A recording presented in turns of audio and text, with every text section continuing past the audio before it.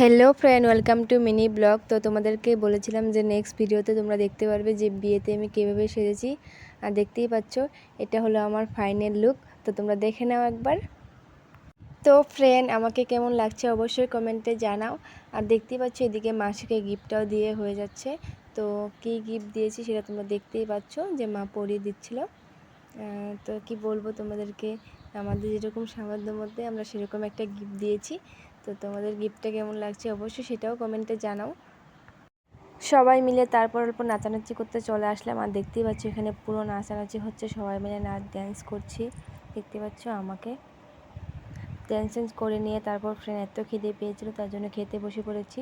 তখন বাজে প্রায় 12টায়।